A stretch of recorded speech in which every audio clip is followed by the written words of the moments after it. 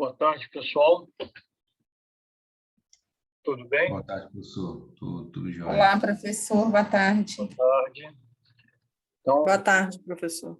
vamos começar a nossa aula aí, que ela é um pouco longa, né? Falar sobre o pulmão, tá bom? Então, vamos começar lá.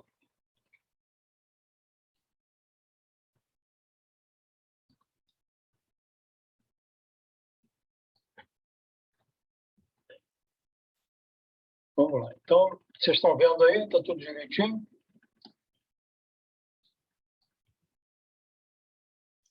Sim, professor. Só Sim. projetar. Ok? Então, tá bom. Então, pessoal, olha só, vamos começar a falar sobre alterações circulatórias no pulmão. E nós temos, dentro desse tópico, nós temos 3 patologias que se destacam. A primeira delas é a embolia pulmonar, depois o infarto pulmonar e o edema pulmonar. A embolia pulmonar quase sempre leva ao infarto pulmonar, né? Então, a embolia pulmonar ela pode ser de 4 tipos. A primeira delas é chamada tromboembolismo, que você tem êmbolos que geralmente se destacam da circulação venosa de membros inferiores ou da região abdominal pélvica, principalmente, que se desprende de grandes vasos, principalmente da região poplítea. Esse êmbolo caminha pela circulação venosa e vai até o pulmão, obliterando ramos da artéria pulmonar, levando, então, ao infarto pulmonar. Então, o tromboembolismo é uma situação grave, principalmente quando o trombo é muito grande. Se libera um trombo muito grande, o paciente pode ter uma morte súbita. Isso acontece, às vezes, em paciente em pós-operatório, principalmente em pós-operatório de cirurgias abdominais, ou pacientes acamados, né, que pode desenvolver uma tromboflebite das veias dos membros inferiores. Forma-se, então, o trombo pode se liberar, geralmente pode ser grandes trombos. Isso aí, se for um trombo muito volumoso, pode levar à morte súbita desse paciente. Se forem trombos menores, não há tanto perigo. Trombos pequenos, às vezes o paciente tem um desconforto respiratório, mas não chega ao óbito. Mas, de qualquer maneira, é uma situação grave, né, que tem que ser tratada muito rápido para evitar a morte. Quando volto a repetir, um grande trombo, geralmente ocorre morte súbita nesse paciente. E o diagnóstico, às vezes, só é feito por necrópsia quando você identifica o trombo, que, às vezes, sendo a morte súbita, às vezes não chega a caracterizar a formação do infarto pulmonar por aquele êmbolo. Então, volto a repetir, uma situação grave. A embolia gordurosa, ela se dá por 2 situações principais.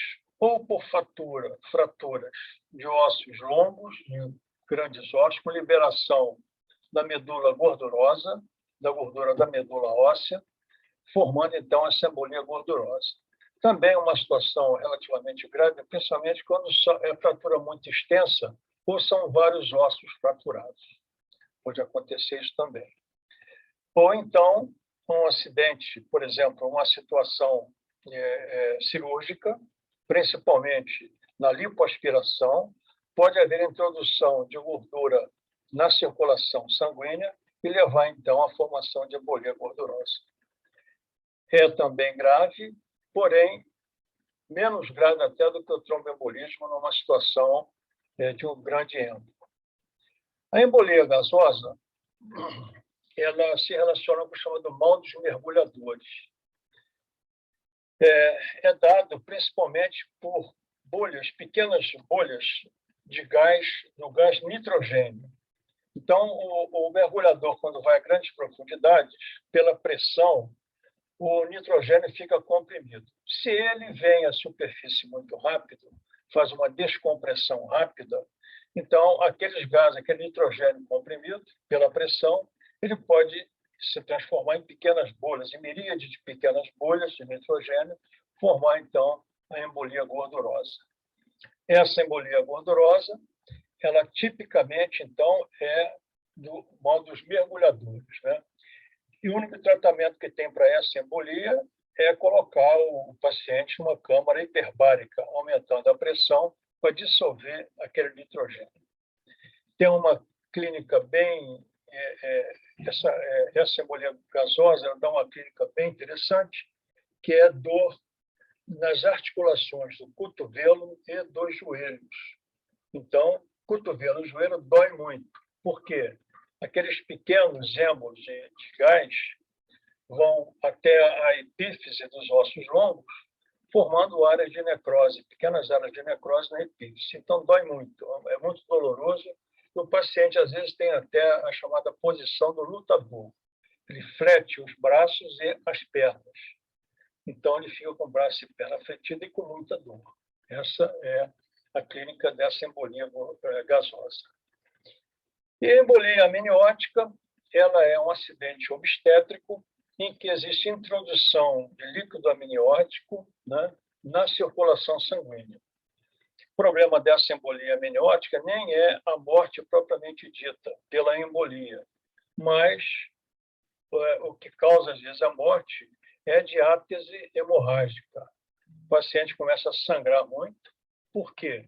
Porque o líquido amniótico é rico em tromboplastina. Então, impede a coagulação sanguínea. Então, a paciente sangra e não consegue estancar o sangramento.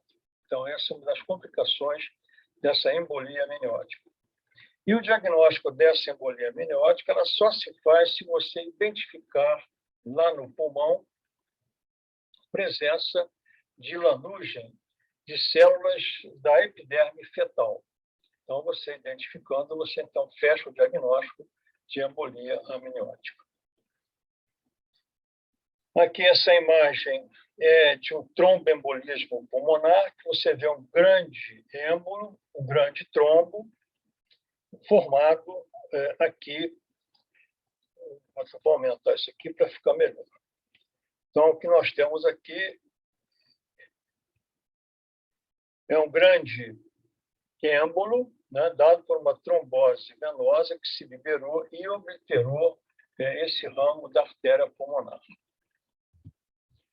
Aqui, um grande êmbolo, né, na artéria pulmonar. Esse êmbolo, por ser grande, às vezes ele pode obstruir os ramos da artéria, às vezes pegar 2 ramos arteriais. Quando acontece isso, chamamos de êmbolo em célula de Montar. Quer dizer, uma parte do êmbolo numa artéria e outra parte do êmbolo em outro ramo arterial. Essa embolia por trombo, o tromboembolismo, ele se caracteriza pelo aparecimento de infarto pulmonar. Então, os infartos pulmonares quase sempre são infartos de base, a base dele é na pleura, são triangulares, com a base na pleura e o ápice para dentro do parênquima pulmonar. Esse é o padrão, né, do infarto pulmonar causado por tromboembolismo. Aqui uma outra fotografia em que você vê uma situação triangular também, né, uma imagem triangular desse infarto causado por embolia. Esse infarto é conhecido como infarto vermelho. Nós já comentamos com vocês sobre isso quando falamos em necrose, degeneração e necrose. Então, o infarto pulmonar é vermelho por quê? Obstrui um ramo da artéria pulmonar, porém, o pulmão ele é irrigado por 2 artérias, artéria pulmonar e artérias brônquicas.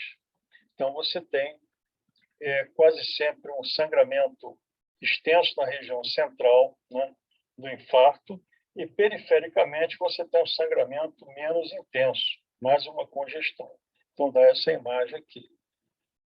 Então, é chamado infarto vermelho ou infarto hemorrágico, também conhecido. Aqui um trombo dentro né, de um ramo de uma artéria pulmonar. Aqui você tem um parênquima pulmonar e aqui, então, o trombo, né, localizado dentro da artéria. Aqui, um outro trombo, vocês têm aqui a parede do vaso, né, que vocês têm um alvéolo pulmonar, aqui o pulmão do lado, e aqui o vaso, e aqui o trombo impactado dentro dessa artéria. Esse trombo, se o paciente não vier a falecer, ele pode causar um fenômeno chamado organização do trombo, ou recanalização de um trombo. O que acontece? Você tem um trombo e capilares são formados dentro do trombo. Então, ele recanaliza o trombo. Então, às vezes, algum trombo que não seja tão grande pode ser recanalizado e o sangue voltar a passar através desses pertúrbios aí neoformados. Aqui, um trombo também no ramo menor da artéria pulmonar. Você já vem aqui, esse trombo impactou, e aqui tem uma área já de recanalização desse trombo. Essa imagem, uma imagem de uma embolia pulmonar, com presença dessa imagem clara, né? Como se fosse uma bolha. A gente não sabe se isso aqui é uma embolia gasosa ou se é uma embolia gordurosa, que é o aspecto é o mesmo. Quando você prepara esse material lá no laboratório, quando você faz a preparação histológica, você usa xilol, e o xilol dissolve a gordura. Então, você não sabe realmente se isso aqui é gás, se é o ar, ou se é gordura. A diferença é feita através de coloração específica. Agora, existe uma coloração para gordura, em que você, então, identifica se é ou não gordura. Mas isso aqui é um quadro típico ou de embolia gasosa ou de embolia gordurosa. Aqui, essas aqui são células epiteliais do feto, né, da epiderme fetal, que se impactou numa embolia amniótica e veio, então, se localizar nesse ramo da artéria pulmonar. Vocês veem que do lado existe uma congestão dos capilares pulmonares, dos capilares dos septos, né, pulmonares, e também dos alvéolos, e já começando a haver uma necrose em torno. Bom, edema pulmonar é o segundo tópico dessa patologia circulatória. Então, nós temos dois tipos de edema pulmonar. O primeiro tipo de edema pulmonar é o edema pulmonar cardiogênico, em que se dá por falência cardíaca, principalmente do coração esquerdo, levando, então, a uma retenção de sangue no território pulmonar. Então, essa retenção de sangue vai haver aumento da pressão hidrostática dentro do capilar alveolar e vai, então, ser eliminado principalmente plasma. Então, você vai ter um transsudato no edema pulmonar cardiogênico. Vai sair inicialmente só líquido de edema, né? Só um transsudato. Depois, com o correr do tempo, as hemácias dentro dos capilares também vão ganhar a luz alveolar, de dentro do alvéolo, e pode se fragmentar e também haver a presença de hemociderina. Então, o edema pulmonar cardiogênico não gera inflamação. Então, é um edema só de transsudato e não um exsudato. Já o segundo tipo de edema pulmonar é o aumento da permeabilidade alvéolo-capilar. É o chamado dano alveolar difuso, DAD, ou síndrome da angústia respiratória aguda, SARA. Então, essa SARA aqui ela se dá principalmente, tanto o DAD quanto a SARA, se dá quase sempre em estados de choque. Tanto que, antigamente, esse quadro era chamado pulmão de choque. Esse pulmão de choque, ele se dá em qualquer tipo de choque, choque traumático, choque hipovolêmico, choque cardiogênico. Então, ele vai levar ao dano alveolar difuso. O que é esse dano alveolar difuso?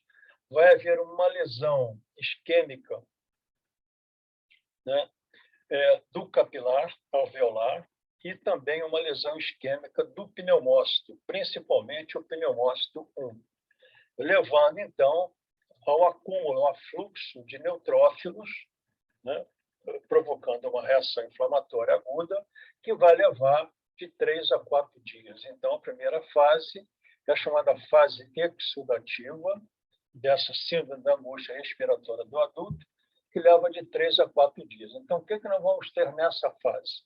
Nós vamos ter lesão, necrose do pneumócito 1, necrose do endotélio, da série endotelial, e presença de neutrófilos. Tudo isso, esses neutrófilos liberando proteases, fagocitando ativamente restos celulares, vai formar o que nós chamamos de membrana hialina. Então, essa membrana hialina, ela vai revestir internamente o alvéolo, impedindo a troca gasosa. Então, o dano alveolar difuso, que é o chamado choque, né? Existe o choque, o pulmão de choque, vai ocorrer inicialmente uma fase de exudação, com presença de neutrófilos e restos celulares formando aquela membrana hialina. Depois, se o paciente não melhorar, se você não corrigir aquele choque, ele pode evoluir para uma outra fase, que é chamada fase proliferativa. Que essa fase proliferativa dura até o final da primeira semana. Começa e depois ela se mantém, e você vai ter proliferação tanto de pneumócitos, os pneumócitos 2 vão tentar regenerar pneumócito 1, mas também vai haver presença de macrófagos e também de fibroblastos. Se não corrigir, vai levar à terceira fase, que é a fase mais grave, a fase quase que irreversível, que é a fase fibrótica, que tem início 3 a 4 semanas após o evento, após o choque. Então, essa fase fibrótica vai haver depósito de colágeno, tecido conjuntivo, fibrosando, então, aquele pulmão. Então, a SARA, ou essa síndrome da angústia respiratória aguda, ou dano alveolar difuso, era dada principalmente em casos de choque, de isquemia, levando, como já falei, a 3 fases. A mais importante dela é que você faz o diagnóstico é nessa fase exudativa. Esse aqui é o edema cardiogênico, que você só vai ter um transsudato, quer dizer, a saída de plasma, por aumento da pressão endostática, a saída de plasma para a luz alveolar. Vai ficar, então, presença só de líquido de edema dentro dos alvéolos pulmonares. Você está vendo aqui que, além desse edema, você tem uma congestão, né, dos capilares alveolares. Essa congestão pode levar também à transsudação, à saída também de hemácias para dentro da luz alveolar. Então, essa saída de hemácias daqui, da parede alveolar, do capilar alveolar, para dentro da luz, vai fragmentar aquela hemácia, a hemácia vai necrosar, vai haver fragmentação e vai liberar hemosiderina, que é um componente da hemácia. Essa hemosiderina liberada dentro da luz alveolar vai fazer com que os macrófagos residentes dentro dos alvéolos fagocitem aquela hemosiderina e vai dar esse aspecto aqui, ó, um macrófago cheio de hemosiderina, numa coloração marrom. Esses macrófagos são conhecidos como células cardíacas ou macrófagos cardíacos. Essas células cardíacas não são células do coração. Então, quando a gente fala, quando você ouvir falar, olha, existe aqui os macrófagos cardíacos nesse pulmão, ou umas células cardíacas no pulmão. Então, você já sabe que é a célula, é o macrófago, que fagocitou fragmentos de hemácias, né, em caso de edema pulmonar. Também são conhecidas como células do edema pulmonar. Isso é mais numa fase mais avançada. Então, vocês têm aqui o capilar congesto, aqui o edema dentro do alvéolo e aqui os macrófagos fagocitando hemosiderina, as chamadas células cardíacas. Aqui é o dano alveolar difuso, né? A primeira fase, que é a fase exudativa. Então, você vai ter presença de neutrófilos, necrose do pneumócito 1, né? Os pneumócitos 2 não conseguem regenerar o pneumócito 1, então vai haver necrose, e necrose também de quê? Das células do endotélio capilar. Então, necrosou, vem neutrófilo, fagocita, destrói, vai formar, então, essa membrana revestindo a luz do alvéolo. Aqui embaixo também tem outra. É chamada, então, membrana hialina, por quê? Por causa dessa coloração eosinófila que lembra material hialino. Daí o nome de membrana hialina. Essa membrana hialina, ela também ocorre na chamada síndrome da membrana hialina, que ocorre em recém-natos prematuros. Então, o recém-nato prematuro, muito prematuro, ainda não tem o pneumócito 2, que só depois que chega lá no 9º mês você vai ter o revestimento, né, do alvéolo completamente formado, com o pneumócito 1 e o pneumócito 2. O pneumócito 2 ele tem duas funções. A primeira função é de produzir surfactante. Então, ele não produz surfactante, você não consegue, então, distender o alvéolo, vai haver necrose e formação dessa membrana hialina. Então, no recém-nato prematuro, por deficiência de surfactante, porque nós não temos ainda o pneumócito 2 completamente maduro, você vai ter a presença, então, da membrana hialina. Então, a síndrome da membrana hialina é exatamente isso. Imaturidade fetal, presença desse material revestindo também o alvéolo. Mas a etiologia é diferente. Enquanto lá na SARA ou no DAD, né, o problema ali é isquêmico, aqui no feto não é isquêmico, o feto é por deficiência de surfactante. E a segunda função do pneumócito 2 é regenerar pneumócito 1. Ele se diferencia em pneumócito 1. Então, quando você tem uma lesão do pneumócito 1, o pneumócito 2 vem e tenta regenerar aquele pneumócito 1. Alguma dúvida com relação a essas alterações circulatórias? Ficou tranquilo, pessoal? Tudo certo, professor. Tranquilo, professor. Então, tá bom. Bom, vamos falar então do nosso segundo assunto de patologia pulmonar, que são as chamadas doenças pulmonares obstrutivas crônicas. Então, você tem as doenças pulmonares restritivas, em que você tem restrição à expansão do pulmão. Ele é dada principalmente por problemas de pleura, quer dizer, quando você tem uma pleurite, né, você tem uma restrição à expansão do pulmão, então são chamadas doenças restritivas crônicas. Aqui, nas doenças pulmonares obstrutivas, o que acontece é uma obstrução ao fluxo do ar na árvore respiratória. Esse fluxo tanto pode se dar na entrada do ar quanto na saída do ar, né? Então, ou pode haver obstrução à entrada ou obstrução à saída. São chamadas, então, de doenças pulmonares obstrutivas crônicas.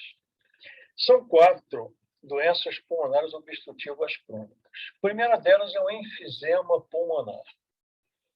Então, o enfisema pulmonar é uma doença que ela vai ocorrer lá na árvore respiratória distal, isto é, a partir dos bronquíolos terminais. Como é que a coisa acontece? O pulmão é dividido em lobos, né, em segmentos, e lá no segmento, na extremidade, você tem os lóbulos pulmonares. E mais ainda, mais terminalmente ainda, você vai ter o ácino pulmonar. Então, o lóbulo pulmonar ele é delimitado pelo bronquíolo terminal. Então, um bronquíolo terminal ele vai delimitar um lóbulo pulmonar. Um lóbulo pulmonar, o bronquíolo terminal, ele vai dar vários bronquíolos respiratórios, 3 a 4 bronquíolos respiratórios. Cada bronquíolo respiratório vai formar um ácino pulmonar. Então, um lóbulo é um conjunto de ácinos pulmonares. Então, o enfisema vai ocorrer lá no bronquíolo respiratório, isto é, no lóbulo, ou no ácino, ou no bronquíolo terminal, que é o lóbulo pulmonar. O problema aí é de destruição da parede desses bronquíolos. A bronquite crônica é diferente. A bronquite crônica, você vai ter uma inflamação crônica, né, do brônquio, não mais do bronquíolo. O problema não é bronquiolar, é brônquico. Então, essa bronquite crônica é dada pela inflamação da parede do brônquio, mas principalmente da mucosa brônquica, e causada, na maior parte das vezes, pelo tabagismo. Então, o tabagismo vai induzir a uma reação inflamatória do brônquio, levando, então, a secreção excessiva de muco e também inflamação da parede do brônquio, levando, numa situação terminal, à destruição da parede brônquica. Só que a bronquite crônica, ela não dá para a gente, para o patologista, para você fazer um diagnóstico anatômico. Por quê? Você só consegue fazer um diagnóstico de bronquite crônica anatômico no cadáver. No vivo, você não consegue, porque você não tem, na biópsia, você não interessa além do epitélio e da submucosa. Então, você não consegue fazer o diagnóstico da patologia no caso de bronquite crônica. Então, o diagnóstico de bronquite crônica é clínico. Como é que se define uma bronquite crônica? Bronquite crônica é a tosse produtiva, isto é, a tosse produzindo um catarro, durante 3 meses, num período mínimo de 2 anos. Então, só se fecha um diagnóstico de bronquite crônica clinicamente depois de 2 anos. É aquele paciente que tem aquela tosse matinal copiosa, escarra bastante, tosse, vai tossir um pouco durante o dia, mas principalmente na parte da manhã. Isso durante 3 meses. Depois melhora um pouco, depois volta a tossir de novo. Então, o diagnóstico é feito num prazo de 2 anos. Então, o diagnóstico de bronquite crônica, clinicamente, só é fechado depois de 2 anos. Antes não se consegue fechar. Mas sempre com relação ao tabagismo. A asma brônquica é uma doença de hipersensibilidade do tipo 1. Né? Vocês já viram isso lá na imunologia, que vocês têm 4 tipos de hipersensibilidade. Geralmente, o tipo 1 é dado por situações alérgicas, principalmente por alergia, hipersensibilidade alérgica. Então, você tem antígeno-anticorpo complemento, liberando principalmente histamina. E a histamina, então, o que ela faz, a histamina? Ela induz o aumento da secreção de muco pelas células de revestimento da mucosa e também das glândulas mucosas do brônquio. A histamina também, ela contrai a musculatura lisa do brônquio. Então, você tem a hipersecreção mucosa e a contração da musculatura lisa do brônquio. Quando contrai, com hipersecreção, você fecha a luz do brônquio. Então, você tem obstrução. Então, a asma é uma doença obstrutiva por hipersensibilidade. Excesso de muco, contração da musculatura lisa do brônquio. Ok? E, finalmente, a bronquiectasia é a 4ª DPOC. A bronquiectasia, ela geralmente é consequente, né, a bronquites crônicas em fase terminal, com destruição da parede do brônquio, principalmente dos brônquios mais distais, né, dos brônquios segmentares, Os brônquios se dilatam permanentemente por destruição da parede do brônquio.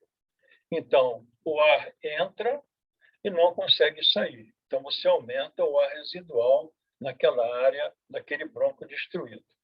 Então, a bronquiectasia é uma dilatação permanente da parede do brônquio por destruição da parede em casos de inflamação crônica, principalmente a bronquite crônica. Então, estes são os quatro tipos de doenças pulmonares obstrutivas crônicas. Vamos começar a falar sobre enfisema. Então, esses aí são os 4 tipos de enfisema diagnosticados. O primeiro deles é o enfisema centriacinar, também conhecido como centrilobular. O que é isso? Isso é o seguinte, é quando você tem uma lesão, né, com destruição da parede do bronquíolo, ou bronquíolo respiratório, se for acinar no ácino, ou bronquíolo terminal, se for lóbulo. Então, centriacinar ou centrilobular, vai depender muito do bronquíolo que vai ser destruído. E essa destruição, esse enfisema centriacinar, ele é causado principalmente pelo tabagismo, pelo tabaco. O cigarro, pessoal, o que vicia no cigarro é a nicotina. Mas o cigarro, ele tem alcatrão. Então, o alcatrão, ele vai lesar o quê? Ele vai lesar o epitélio respiratório, né? Vai induzir a lesão do epitélio respiratório, vai ter um afluxo de neutrófilos, e os neutrófilos, então, vão liberar naquele microambiente o quê? Hidrolases, né? Hidrolases ácidas. E dessas hidrolases ácidas, uma delas é a elastase. Então, a elastase vai destruir a elastina, que é um componente da fibra elástica. Então, no enfisema centriacinar, o problema aí é inflamatório, né, por destruição da fibra elástica. Você destrói a fibra elástica, então você não tem aquele movimento de elasticidade do bronquíolo terminal ou bronquíolo respiratório. Então, você destruindo a fibra elástica, ele se dilata e não volta a contrair de novo. Então, centriacinar é um enfisema que pode ocorrer tanto no bronquíolo respiratório quanto no bronquíolo terminal, dado por destruição das fibras elásticas levadas pela presença de neutrófilos, principalmente devido ao cigarro. O enfisema panacinar, quer dizer, ele pega vários ácidos, ou todo o ácido, não só o bronquíolo, mas também os alvéolos, panacinar, panlobular, todo lóbulo é o bronquíolo terminal e também os bronquíolos respiratórios. Esse enfisema panacinar ou panlobular, a etiologia é diferente. É uma deficiência de uma proteína chamada alfa-1 antitripsina. Essa alfa-1 antitripsina, ela é uma proteína que ela protege o bronquíolo. Então, ela impede que a elastase haja em cima da fibra elástica. Ela é uma antielastase, antitripsina, antielastase. Então, ela bloqueia a ação da elastase. Quando você tem deficiência de alfa-1 antitripsina, você libera a elastase. Então, ela vai destruir a fibra elástica. Então, o problema aí é de falta dessa alfa-1 antitripsina, dando, então, esse enfisema panacinar ou panlobular. Uma outra coisa importante para a gente falar é o seguinte: o enfisema centriacinar, o centrilobular, ele ocorre mais nos lobos superiores dos pulmões, podendo, com o tempo, envolver todo o pulmão, mas inicialmente é lobo superior, lobos superiores. O enfisema panacinar ocorre inicialmente nos lobos inferiores, podendo depois se expandir para os outros lobos. Então, aí já tem uma diferença anatômica. Se você tiver um enfisema, você faça um diagnóstico mais nos lobos superiores, inicialmente, enfisema centroacinar. Se for mais em lobos inferiores, enfisema panlobular ou panacinar. Esse enfisema acinar distal ou paraseptal, ele é também induzido por ação do tabaco. Mas aí ele não ocorre no lóbulo como um todo, ele ocorre mais lá nos astros mais distais, mais periféricos, subpleurais e ao lado dos septos pulmonares. Então, esses astros distais vão destruir também os ácidos, a parede do ácido, mas na periferia do pulmão, levando à formação de bolha. Esse aqui, então, é o chamado enfisema bolhoso, ou enfisema acinar distal, ou enfisema paraseptal. A complicação desse enfisema acinar distal ou paraseptal é a ruptura de uma bolha subpleural, levando ao aparecimento do pneumotórax espontâneo. Então, vamos aqui colocar as coisas para a gente entender. Centroacinar, a causa é o tabagismo, pode destruir o bronquíolo respiratório ou bronquíolo terminal, ocorre na região central do ácido, que é o bronquíolo, e ocorre mais nos lobos superiores do pulmão, em todo o lobo superior. Depois ela vai se expandindo para outras áreas do pulmão. O panacinar ocorre em todo o ácido, destrói o ácido todo, não só o bronquíolo, mas também os alvéolos, ocorre mais nos lobos inferiores, deficiência de alfa-1 antitripsina. O acinar distal ou paraseptal, ele geralmente ocorre abaixo da pleura, quase sempre também nos lobos superiores, e forma-se, então, bolhas, destrói formando bolhas. E a complicação desse aqui é o aparecimento de pneumotórax espontâneo. Esse primeiro e esse segundo, o paciente tem dispneia. Esse aqui, ele não tem dispneia. Só quando rompe a bolha que ele vai fazer, então, o pneumotórax espontâneo. Esse último tipo, irregular ou paracicatricial, é um enfisema que ele vai ocorrer ao lado de cicatrizes, o nome está dizendo, principalmente cicatrizes de doenças crônicas pulmonares, como tuberculose, como alguns tipos de pneumonia ou algumas fibroses dadas por pneumoconiose, que é um tipo de patologia que eu vou falar no final da aula. Então, são 4 tipos de enfisema. 2 deles relacionados com tabaco, o centroacinar e o acinar distal. Esse segundo, panacinar, deficiência de alfa-1-tripsina, e esse regular, ele ocorre junto a cicatrizes pulmonares. Aqui uma imagem de um enfisema.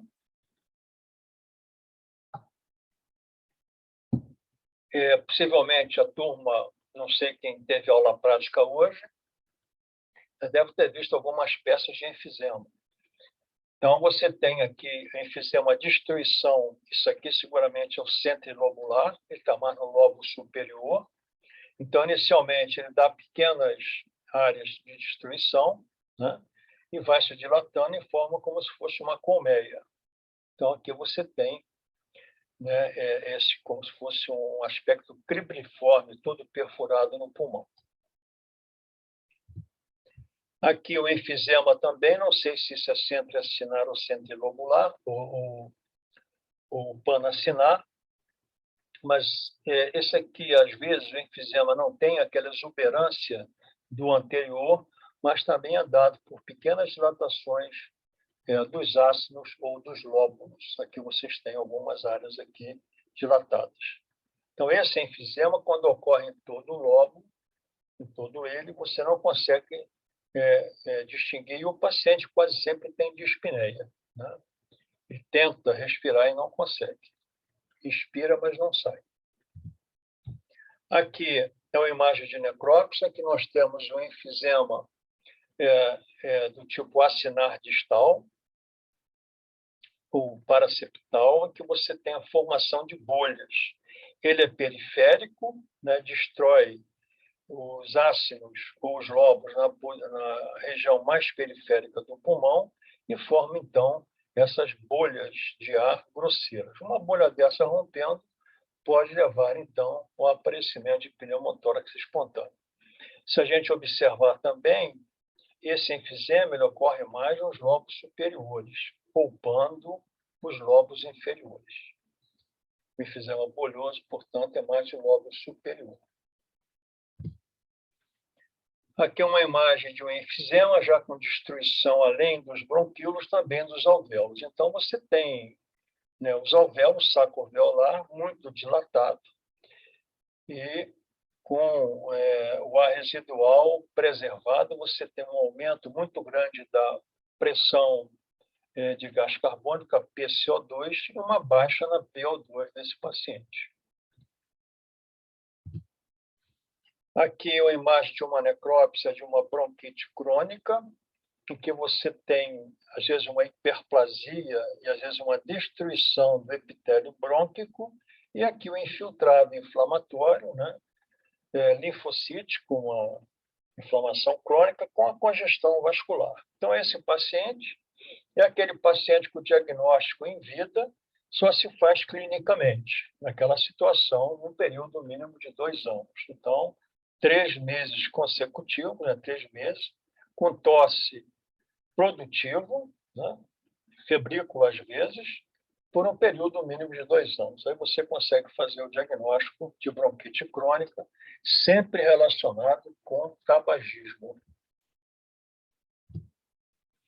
A asma brônquica você tem hiperdistensão, né, dos alvéolos, e o ar entra, não sai, porque existe uma contração da fibra muscular dos brônquios e um excesso de secreção de muco. Então, oblitera completamente a luz do brônquio. O asmático, então, é aquele paciente que ele tem uma dificuldade grande de inspirar e expirar, tosse também, e às vezes pode até secretar muco em moldes, como esse aí. Então, grande quantidade de muco dentro da luz brônquica, de repente, uma tosse daquela, ele pode expelir esse molde de muco. Então, é o paciente típico da asma brônquica. Outra coisa, como é uma doença do tipo imunológica, da hipersensibilidade do tipo 1, então nós vamos ter sempre presença de eosinófilos na parede dos brônquios. Então, você tem eosinófilo não só na parede do brônquio, mas também nesse muco que está sendo expelido. Então, em laboratório, você, às vezes, examinando o muco, você pode observar a presença de eosinófilo naquele muco, naquele escarro. Além de eosinófilo, você vai também ter as chamadas espirais de Kurtzman, que são espirais dadas por esse muco. Então, as espirais de muco e presença de eosinófilos, você fecha o diagnóstico de asma brônquica. Aqui um aspecto da chamada bronquiectasia. Habitualmente no pulmão, você não vê o brônquio, principalmente você não vê o brônquio nas porções mais periféricas do pulmão, nas regiões subpleurais. Então, quando você examina um pulmão de uma necrópsia, em que você vê dilatação brônquica na periferia do pulmão, então você tem uma bronquiectasia. Aqui você tem vários brônquios dilatados aqui, né, por destruição da parede brônquica. Esse pulmão também é um pulmão de bronquiectásico, em que você tem aqui a pleura e você tem a dilatação dos brônquios junto à pleura, na periferia do pulmão. Então, o diagnóstico de bronquiectasia se faz dessa maneira: dilatação dos brônquios por destruição da parede, interessando principalmente os brônquios mais distais, os brônquios segmentários distais, onde a gente não vê habitualmente o brônquio. Uma das complicações da bronquiectasia é uma superinfecção bacteriana que vem até aqui e vai promover, então, o aparecimento de uma inflamação aguda purulenta e formação de abscesso na periferia. Aqui, um brônquio destruído, uma bronquiectasia, em que você tem uma reação inflamatória já aqui formando uma área de abscesso. Ok, pessoal? Alguma dúvida com relação a enfisema, bronquiectasia, asma brônquica? Está tranquilo? Alguma dúvida que eu possa tirar para vocês? Só a gente entender que o enfisema ocorre mais lá nos ácidos e nos lóbulos, isto é, nos bronquíolos, a bronquiectasia nos brônquios, né? E também a asma brônquica nos brônquios, como também a bronquite crônica. Vamos falar agora de inflamação pulmonar. São as chamadas pneumonias. Então, as pneumonias são causadas quase sempre por bactérias. As formas mais comuns são bacterianas, mas também nós podemos ter pneumonias virais e pneumonias por fungos.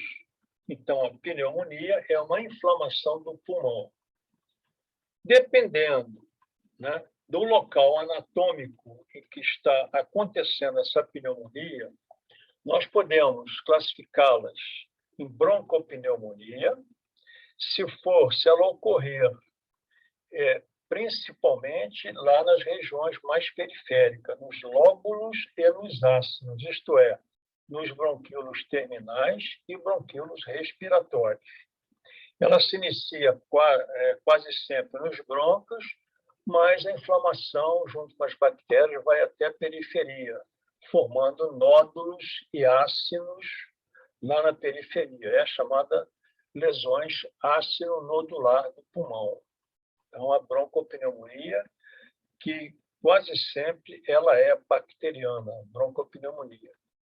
Esta broncopneumonia também ela pode ser classificada como pneumonia nosocomial, aquela contraída em ambiente hospitalar, e pneumonia da comunidade, ou broncopneumonia da comunidade, que se adquire na comunidade, fora de ambiente hospitalar. Lógico que as pneumonias de ambiente hospitalar são mais graves, porque quase sempre tem resistência a algum tipo de tratamento de antibiótico.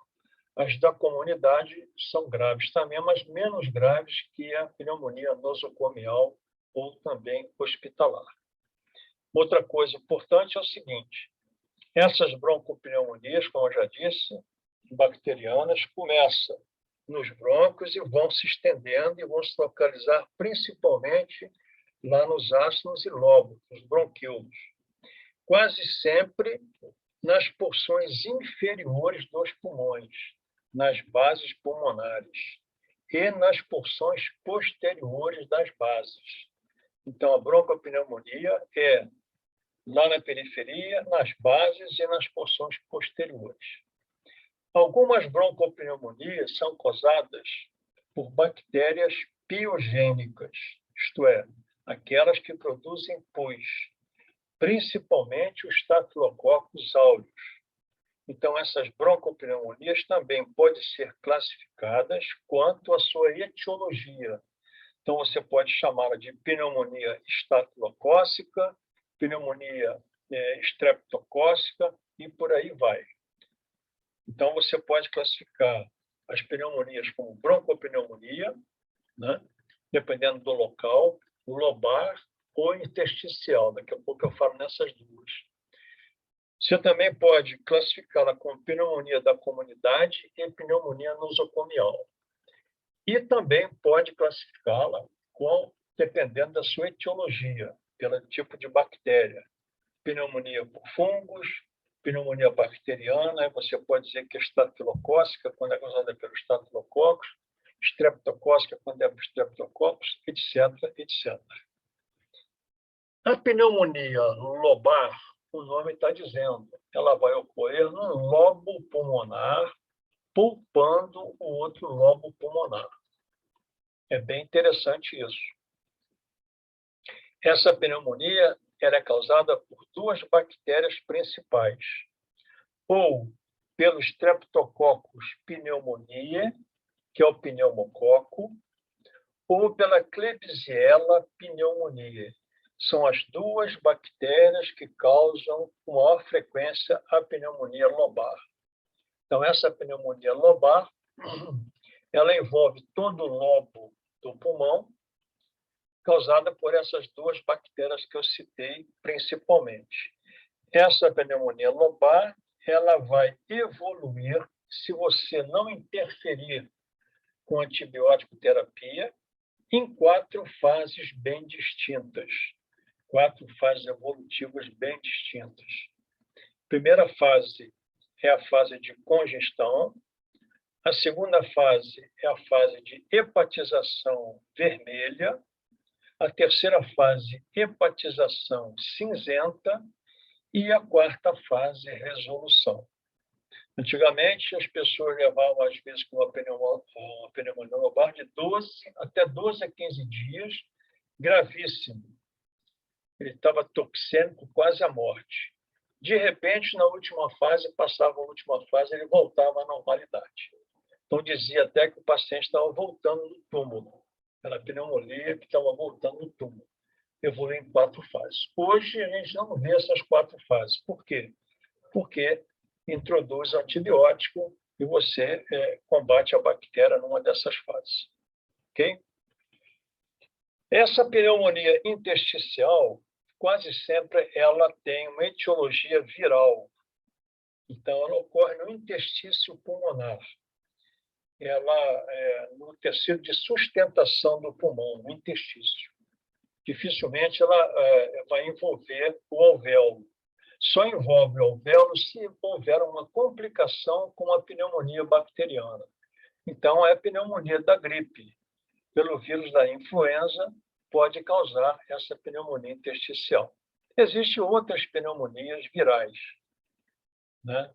Você pode ter a pneumonia pelo citomegalovírus, você pode ter a pneumonia pelo sarampo, pelo vírus do sarampo, você pode ter a pneumonia pelo vírus sincicial e até também pelo coronavírus, né, que atualmente é o vírus que está graçando aí com essa pandemia. Então, quase sempre ele provoca uma pneumonia. Inicialmente, ele vai até o alvéolo, depois o intestino, lesando, então, o pulmão. Uma imagem de uma broncopneumonia. Se vocês observarem, você tem um pulmão totalmente congesto, né, cheio de sangue, e aqui você tem as áreas mais claras, áreas de pneumonia.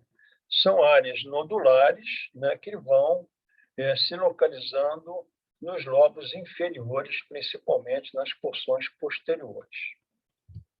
Aqui um pulmão já fixado, aquele anterior não dá para ver muito bem, porque não estava fixado. Esse aqui está fixado, então você vê essa pneumonia aqui, olha.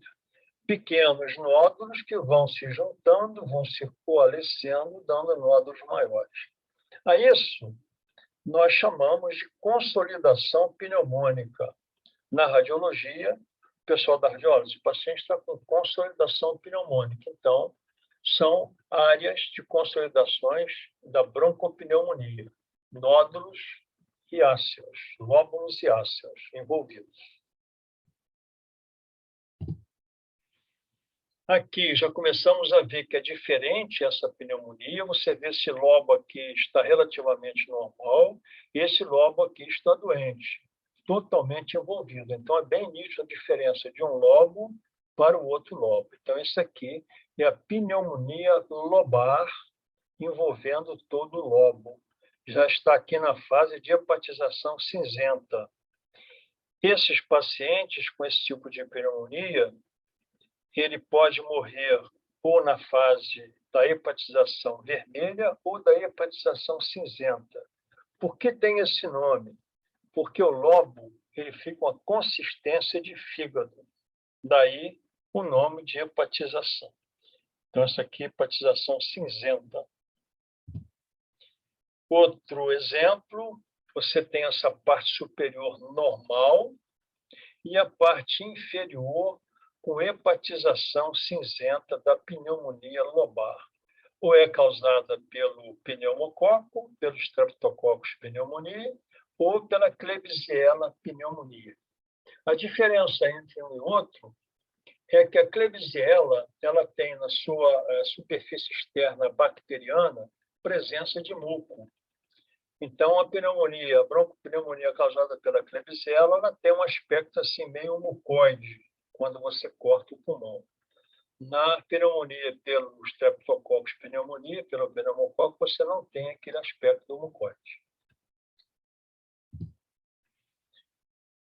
Outra coisa importante é o seguinte: qualquer pneumonia, bacteriana principalmente, seja uma broncopneumonia como essa aqui, que a gente está vendo, por transparência, ela sempre leva ao aparecimento de uma reação inflamatória da pleura, uma pleurite. Quase sempre uma pleurite purulenta, ou fibrino purulenta, uma mistura de fibrina com pus. Essa pleurite, ela leva quase sempre a aderências pleurais quando você cura a pneumonia. Então, toda pneumonia tem envolvimento pleural, em maior ou menor grau. Aqui uma pneumonia que se transformou num abscesso, uma bactéria piogênica, né? O Staphylococcus aureus. Ele tem essa característica, ele provoca uma necrose liquefativa, presença de pus e também de hemorragia.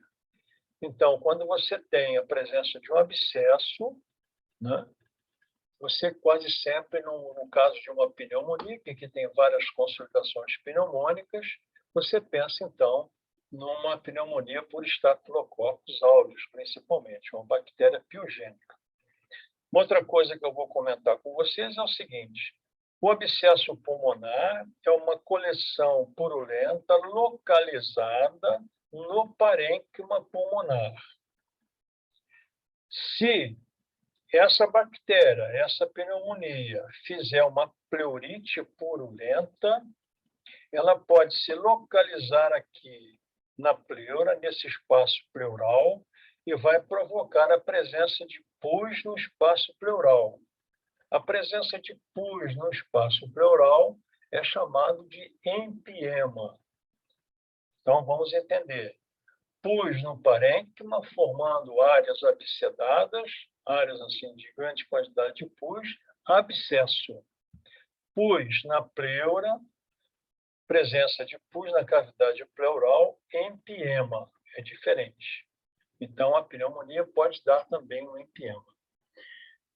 Mais uma coisa que é importante comentar é que os abscessos pleurais podem ser provocados por bactérias piogênicas ou por superinfecção bacteriana lá da bronquiectasia ou até mesmo por aspiração de vômito. É comum nos pacientes alcoólatras a aspiração de conteúdo alimentar. Ele vomita e aspira. Quando ele aspira, então ele pode carregar todo aquele material que ele aspirou lá para o pulmão, provocando então a formação de abscesso. Então são 3 causas de formação de abscesso no pulmão mais comum: ou bactéria piogênica, no caso de uma pneumonia, ou aspiração, né, do conteúdo alimentar, aspiração, ou então contaminação de uma área de bronquiectasia por bactérias. Então, levando ao aparecimento, então, de abscesso pulmonar. Aqui uma imagem microscópica de uma pneumonia lobar, em que você tem nitidamente à esquerda a presença de infiltrado inflamatório, né, preenchendo a luz dos alvéolos, e à direita aqui um lobo quase que normal, não está afetado. Então, esse aqui é o exemplo clássico da pneumonia lobar. Um lobo comprometido, outro lobo praticamente normal. Aqui uma broncopneumonia,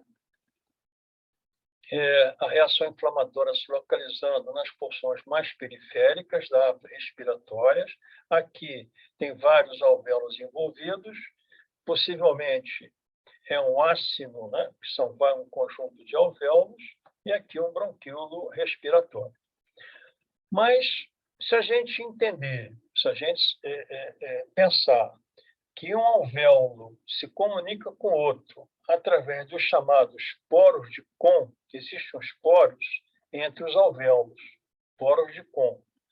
Então, uma inflamação em um alvéolo pode passar para o outro alvéolo e, assim, aquela pneumonia vai se ampliando, vai se coalescendo. Às vezes, de pequenas áreas pneumônicas, pode formar extensas áreas pneumônicas. Aqui, uma pneumonia, você vê que o alvéolo está completamente cheio de células inflamatórias, macrófagos, neutrófilos, etc. Então, ele preencheu. Aqui a congestão dos capilares alveolares e aqui a presença de hemorragia. Aqui uma outra pneumonia. A pneumonia estafilocócica, ela faz esse tipo de lesão, ela vai se disseminando através desses poros de Kohn, né, através de via canalicular, e provocando também áreas de hemorragias. Então, das pneumonias bacterianas, a que mais provoca hemorragia é a pneumonia estafilocócica. Aqui um outro foco de broncopneumonia, que você tem aqui o infiltrado inflamatório, e aqui a presença de colônias bacterianas, essa porção mais azulada aqui. São pequenas colônias bacterianas, não sei que bactéria, né? Mas são bactérias. Aqui uma pneumonia causada por fungo. No caso aqui seria a Candida SP, Candida albicans. Geralmente, essa pneumonia por fungo, por Cândida, geralmente é indivíduo imunocomprometido. Então, indivíduos com deficiência imunológica têm a tendência a fazer esse tipo de pneumonia por fungo. Aqui é um caso de um abscesso pulmonar, está vendo? Bem delimitado. Aqui está a pleura. Eu não sei se esse abscesso foi por aspiração ou se foi a contaminação de uma área de bronquiectasia. Mas houve a formação de abscesso. Bom, essas pneumonias que eu falei ali para vocês, quase sempre são pneumonias agudas. Agora, existem as pneumonias crônicas. Dentre as crônicas, nós temos a tuberculose pulmonar. Que a tuberculose pulmonar também é um tipo de pneumonia, é um tipo de inflamação dos pulmões. Você se lembra lá da tuberculose, que eu já comentei com você, só vou dar uma revisada rápida. Você tem dois tipos de tuberculose. A tuberculose primária, quando o indivíduo nunca tomou contato com o bacilo, portanto, é um indivíduo anérgico. Ele não tem reação contra o bacilo. Forma-se, então, o chamado complexo primário de Ghon, em que você tem um campo de inoculação, a linfangite e a linfadenite. Então, essa aqui é a tuberculose primária ou complexo primário de Ghon. Se o paciente tiver novamente contato com o bacilo, seja por um bacilo dentro desse complexo primário aqui que não chegou a morrer, ele ficou lá quiescente, ficou quieto. Se o paciente cair a imunidade, ou então se ele se reinfectar, ele vai adquirir a tuberculose secundária. Então, a tuberculose primária, indivíduo anérgico, tuberculose secundária em indivíduo hiperérgico, que já teve contato primário, teve contato com bacilo. Então, a tuberculose secundária, então, tem dois padrões. Ou a tuberculose secundária progressiva, ou a tuberculose biliar, diferente da tuberculose primária. Para repisar ainda, a tuberculose secundária ocorre em pacientes previamente sensibilizados, hiperérgico, portanto, habitualmente surgindo como nódulo com menos de 2 centímetros de diâmetro, no ápice do lobo superior de qualquer pulmão, esquerdo ou direito, a cerca de 1 a 2 centímetros da pleura. Então, a lesão da secundária quase sempre é lá em cima, lá no ápice pulmonar. Pode ser devido, como já comentei, a uma reativação do nódulo quiescente, aquele nódulo primário, ou uma reinfecção em ambiente tuberculoso. A morfologia são nódulos circunscritos, com graus variáveis de caseação central, necrose caseosa, presença de granulomas e também fibrose periférica. A secundária, ela pode ocorrer como tuberculose pulmonar progressiva, que ocorre geralmente em indivíduos imunossuprimidos ou pessoas mais velhas.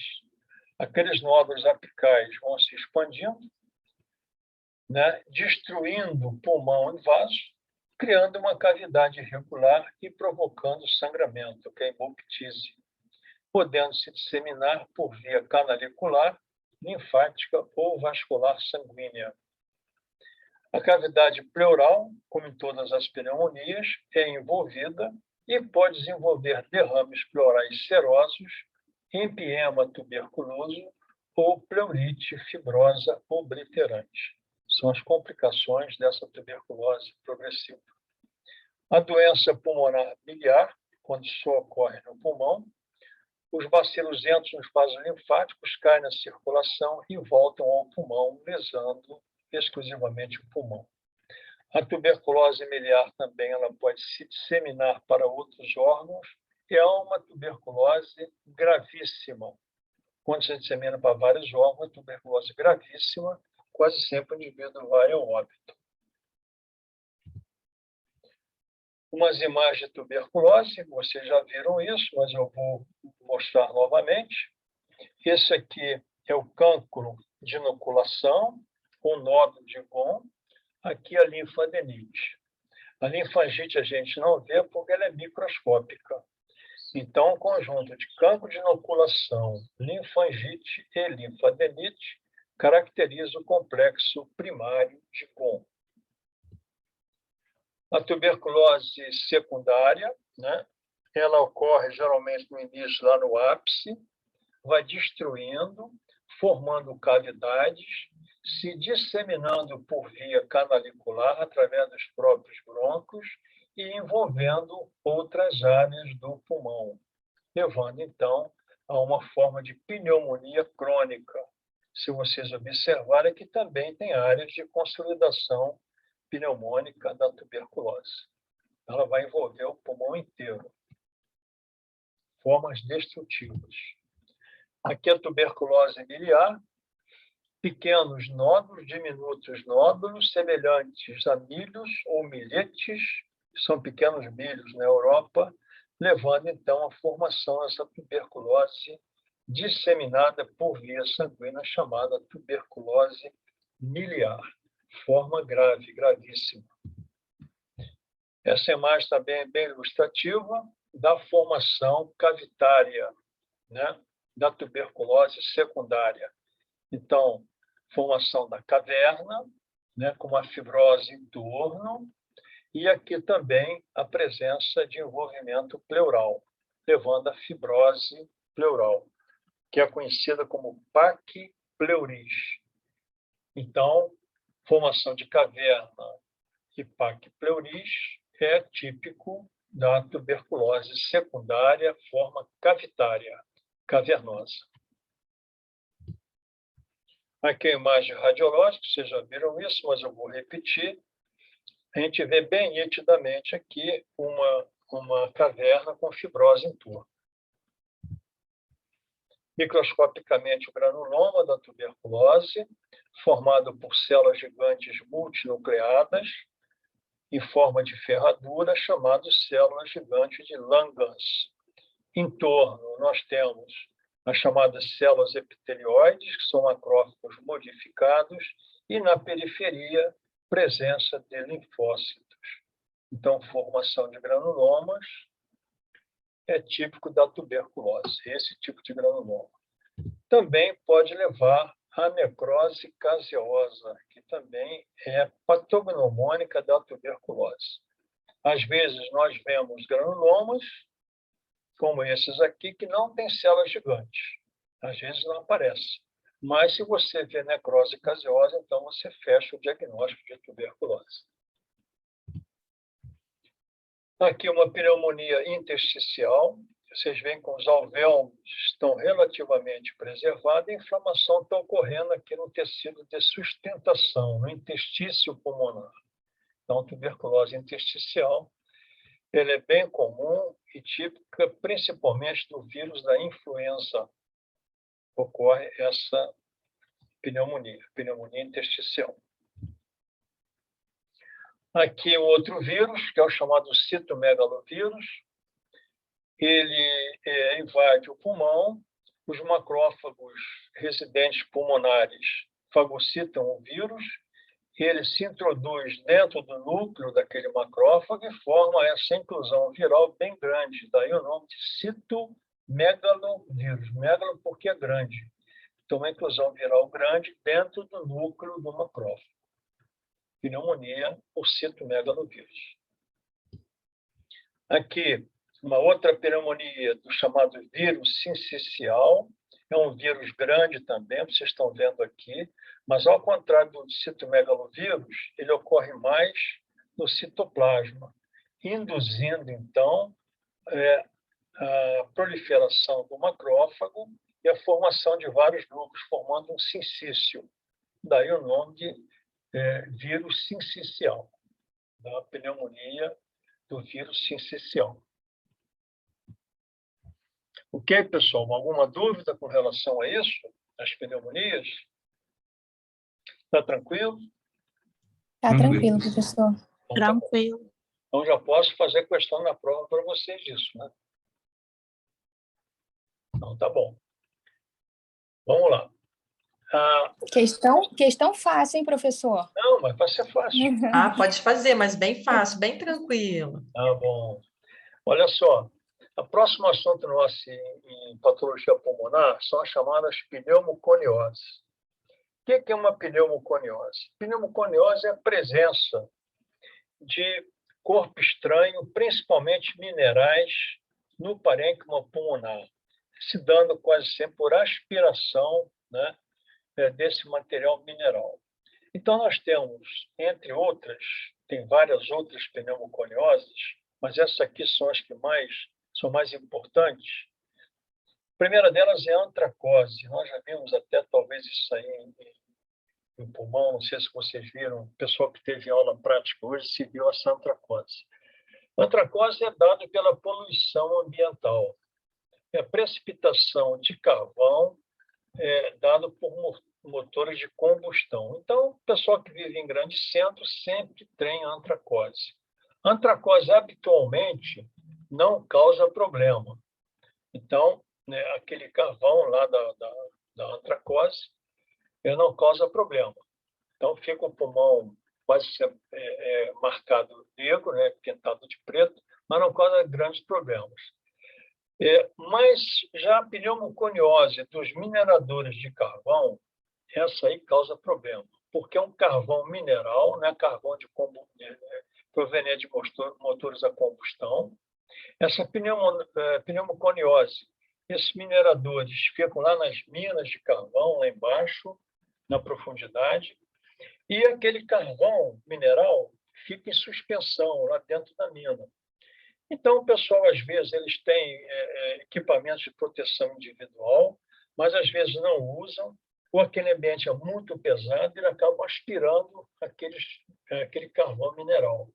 Aquele carvão mineral vai se depositando no pulmão e vai provocando uma reação inflamatória. Por quê?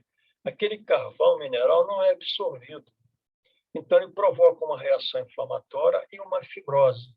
Então, esse pessoal que trabalha em minas de carvão, eles têm um prazo para trabalhar, depois eles têm que parar um determinado tempo, depois voltam a trabalhar, e estão sempre sendo submetidos a exames clínicos e radiológicos para ver como é que está o pulmão. Então, é uma causa, né, de medicina ocupacional, quer dizer, é uma situação ocupacional. de trabalho mesmo, né? Então, a pneumoconiose é grave desse pessoal que trabalha em minas de carvão. Aqui no Brasil, o local que tem mais mina de carvão que é extraído é lá em Santa Catarina. Então, lá tem minas de carvão, tem muita gente lá com esse problema dessa pneumoconiose. A silicose, ela é dada também por um tipo, né, de mineral, que é o silício, é o dióxido de silício cristalino. Então, os silícios, os silicatos cristalinos, causam lesão, quando eles são cristalinos. Quando não são, não causam tanta lesão. A silicose é causada, esse dióxido de silício cristalino, ele fica muito em areia. Então, o pessoal que trabalha em obra, em construção civil, que manipula muita areia, quando aspira aquela areia, ele pode desenvolver silicose. A silicose também, geralmente, ela dá uma fibrose pulmonar, quase sempre uma fibrose mais periférica. Então, o silício cristalino deposita no pulmão, desenvolve uma reação inflamatória e fibrose. Então, olha, não se espantem um dia se vocês tiverem um caso de uma silicose de pessoal que trabalha em obra de construção civil, principalmente demolição. Quando vai pegar demolição lá de casa, de prédio, etc., aquela poeira em suspensão, o pessoal aspira aquilo e é complicado. O pessoal também que trabalha com jateamento de areia, é outro problema também. Tá? Então, são pessoas que a gente tem que saber que existe isso aí. A asbestose é dada pelo asbesto. Asbesto é um mineral, né, um silicato, é um sal, silicato hidratado cristalino, de sílica também, de silício, mas é um sal. O asbesto tem um problema. Ele praticamente hoje, ele era usado em amianto. O que é o amianto? Amianto era um produto que fazia impermeabilização, né?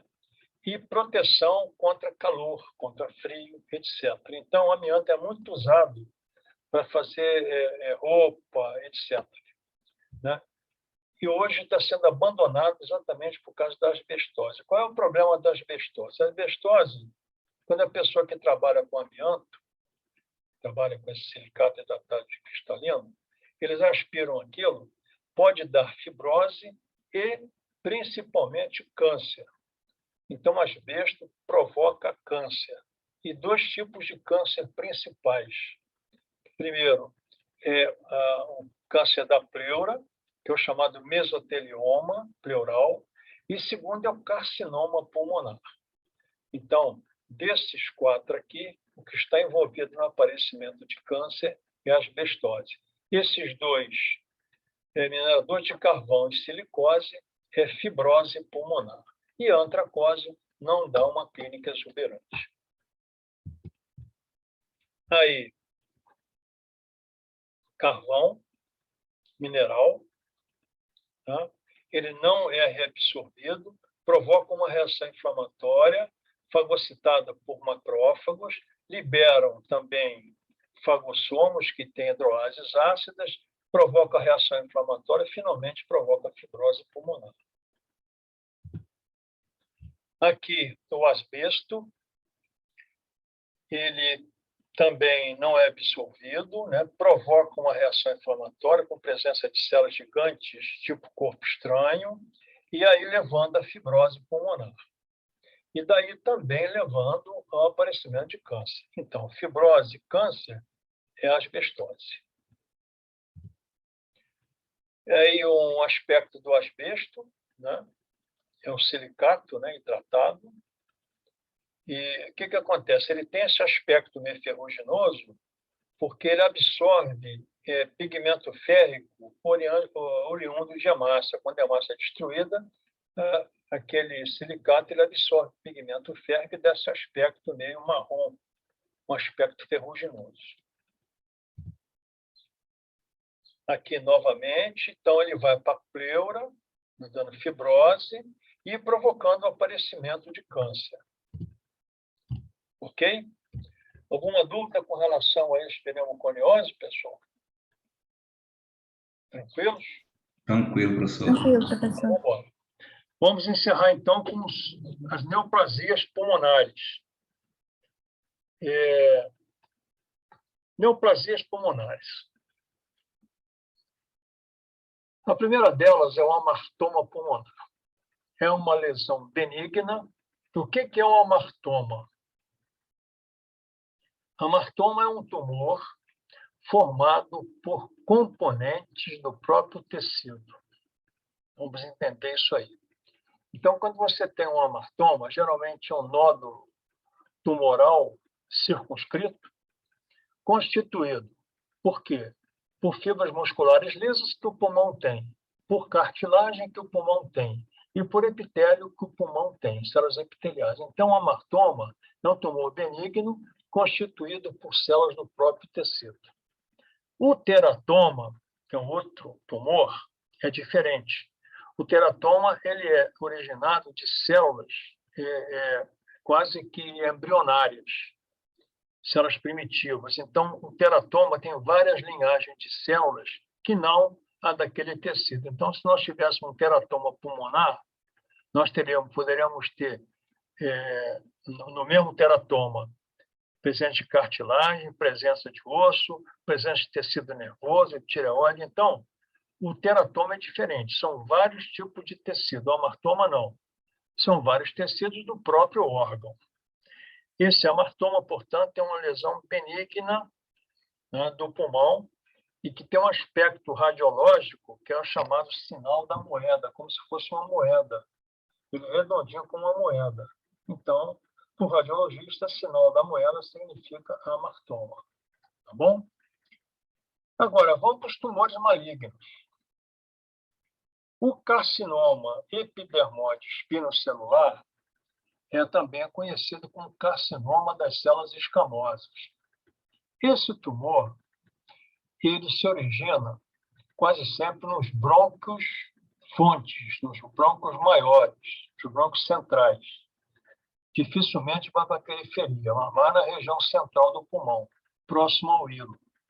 Esse tumor, ele tem aquele segmento clássico do câncer de células escamosas, que é uma metaplasia, transforma da célula epitelial, aquela ciliada do pulmão, numa célula de padrão escamoso, epidermóide, por metaplasia. Depois você vai ter uma displasia, e da displasia, então, você vai ter o carcinoma. Então, é uma sequência até chegar ao carcinoma. Causa do carcinoma epidermoide espinocelular ou das células escamosas: tabagismo. É o câncer de pulmão mais relacionado com tabagismo. O adenocarcinoma. Esse tumor, antigamente chamado de bronquíolo alveolar, não é mais chamado hoje, eu só coloquei aqui porque esse é histórico. Ele ocorre mais na periferia do pulmão, não na região central como epidermoide. Daí o nome de bronquíolo alveolar. Ele lembra um pouco os bronquíolos e alvéolos. Ele cresce como se ele fosse revestindo os bronquíolos e alvéolos, mas é um adenocarcinoma. Tem várias subdivisões, mas é o importante vocês saberem que ele é periférico. Ele ocorre mais em pessoas idosas, não tem uma relação com o tabagismo, mas também tem, mas não tão grande quanto o epidermoide. E esse tumor, por ser periférico, ocorrer mais no ácido, no lóbulo, ele às vezes lembra uma pneumonia, uma broncopneumonia, porque às vezes não dá uma clínica exuberante, que a pessoa idosa não tem uma reação clínica muito grande. Então, às vezes tem uma tosse, uma febrícula, faz um raio-x, vê aquelas consolidações periféricas, pensa-se que é uma broncopneumonia, mas vai ver que é um adenocarcinoma. Bom, o carcinoma de grandes células.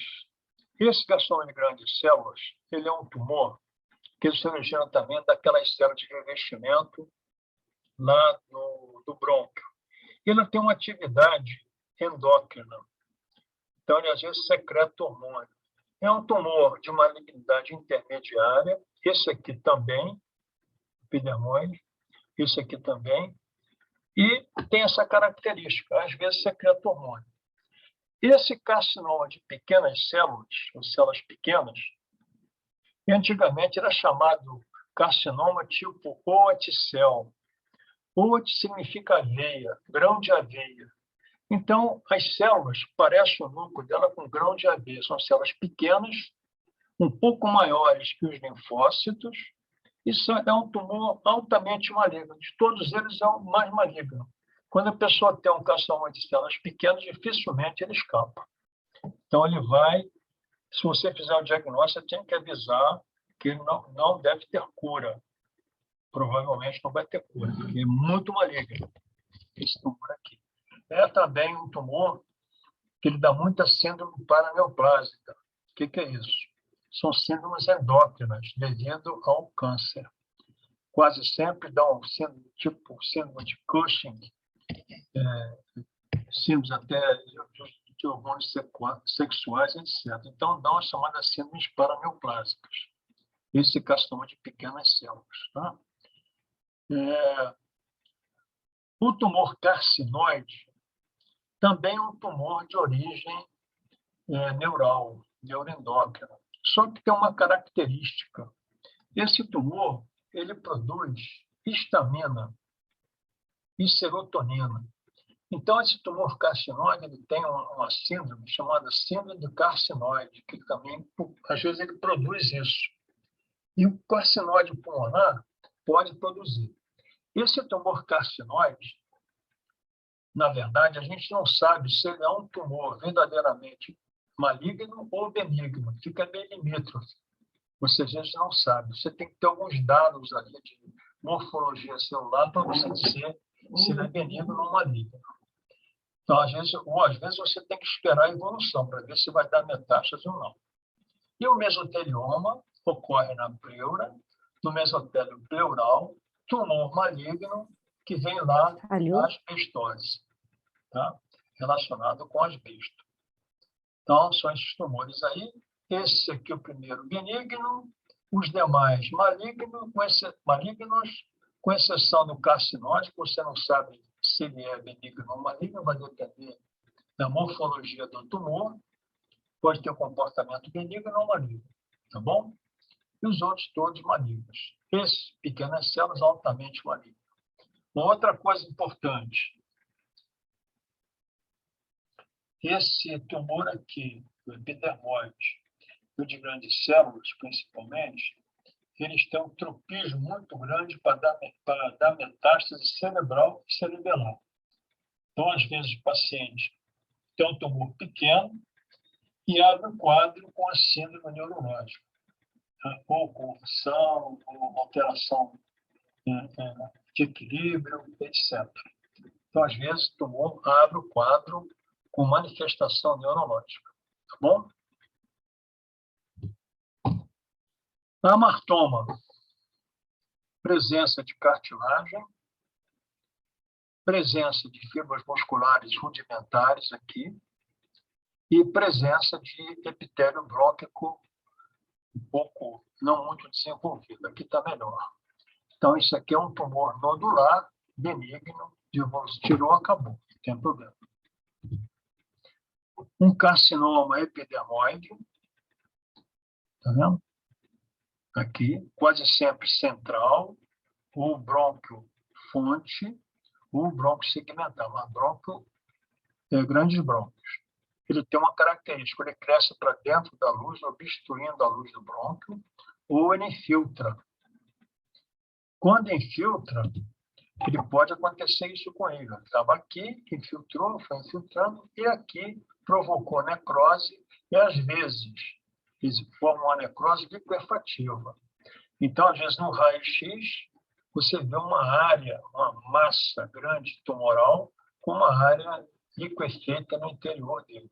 Então, isso é mais ou menos típico também do tumor do carcinoma das células escamosas. Outra coisa, esqueci de falar. O carcinoma das células escamosas, não sei se eu esqueci, devido ao tabagismo. O carcinoma de grandes células também, de pequenas células não. Tá bom? Então, isso aqui é o carcinoma das células escamosas. A microscopia dele, ele tem um aspecto mesmo formando como se fosse queratina, aqui, forma-se queratina, daí escamoso. Aqui, queratina, formando umas áreas meio espiraladas, com presença de queratina no meio, isso aí é chamado de pérola córnea. Então, o carcinoma forma esses ninhos de células neoplásicas do tipo pérola córnea. Se você observar o núcleo, bem típico de célula neoplásica, nuclear evidente, grande, e a célula bem grande também, o núcleo bem grande.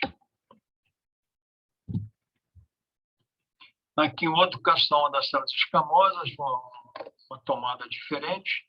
Você vê que esse tumor aqui, por exemplo, é um tumor com muita mitose. Tem uma mitose aqui, outra mitose ali, aqui, outra, aqui, ali, aqui também. Então, é um tumor que tem uma proliferação muito grande. Por isso é que, às vezes, ele causa necrose. Ele cresce, não tem vascularização e ocorre necrose. Tumor periférico, adenocarcinoma pulmonar. Lembra, às vezes, uma pneumonia. Lembra? Aqui o adenocarcinoma periférico, essa imagem não está muito boa, mas aqui é o câncer, na periferia do pulmão. Aqui a microscopia do adenocarcinoma, ele era chamado de bronquíolo alveolar, porque ele revestia os bronquíolos e os alvéolos. Ele ia crescendo assim, revestindo o bronquíolo alvéolo e embora. Bom, hoje é classificado como adenocarcinoma. O carcinoma de pequenas células é esse aqui. Ele tem um crescimento diferente do carcinoma das células escamosas. Por quê? Porque ele não invade a luz do brônquio, ele cresce na parede. Então, ele tem essa característica, ele vai crescendo na parede e vai infiltrando a parede dos brônquios, se disseminando nos brônquios.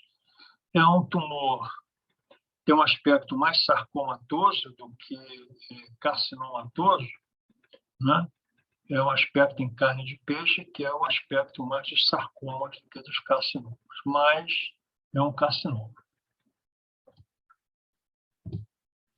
Aqui, o carcinoma de pequenas células, um tumor altamente maligno, com muita proliferação celular, células, às vezes você não vê citoplasma, é maior do que linfócito, muito corado, quer dizer, um índice cromatínico muito alto, e vai infiltrando a parede dos brônquios. Portanto, tumor muito maligno, e que produz também síndromes paraneoplásicas endócrinas. Um tumor carcinoide tem esse nome porque ele parece que é um carcinoma, mas não é. Parece, é um tumor neuroendócrino. Ele vem lá da crista neural. Na verdade, ele se origina das células argentafins, que vem da crista neural. Então, forma-se esse tumor, que parece epitélio, mas não é. Tumor carcinoide. Pulmão é sede também de várias metástases, de vários tumores, de tubo digestivo, de ovário, de útero, onde tiver tumor, o pulmão quase sempre é sede de metástases. E as metástases têm esse aspecto. Às vezes a gente consegue fazer o diagnóstico de metástase, porque quase sempre existe uma umbilicação central na metástase. São vários nódulos, né, com umbilicação central. Então, você supõe que seja metástase. O diagnóstico só é feito se você souber o tumor primário ou se você fizer a microscopia para fazer o diagnóstico. E, finalmente, o mesotelioma pleural é um tumor que cresce na pleura, tem o nome de mesotelioma, a gente acha que é benigno, mas não é maligno. É um tumor que se relaciona muito com a asbestose. Tá? Então, ele vai envolver a pleura e vai encarcerar o pulmão. Portanto, ele dá uma doença restritiva no pulmão. Muito bem, pessoal. Então, era isso.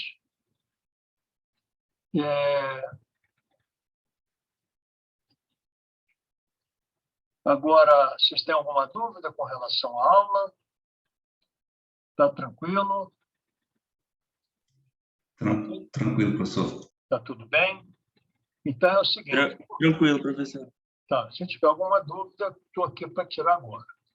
Eu vou deixar, então, aberto aqui a aula, mais 10 minutos, para vocês colocarem nome e número. Quem já colocou, não precisa colocar, tá bom? E para efeito de presença, tá bom? E eu vou mutar aqui ó, o microfone, que eu vou tomar uma água. Alguma dúvida aí? Alguém perguntou? Não, obrigada pela aula, professor. Ok, bicho.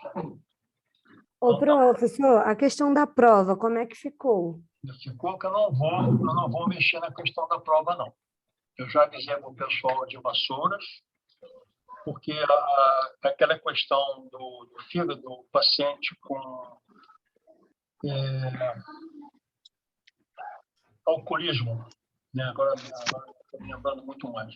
Mas o fato de ter o alcoolismo já é uma lesão crônica. Então, a lesão aguda é quando você tem uma degeneração hidrópica em lesão aguda, que ela já é uma lesão crônica. Então, a questão vai permanecer. Não entendi, desculpa.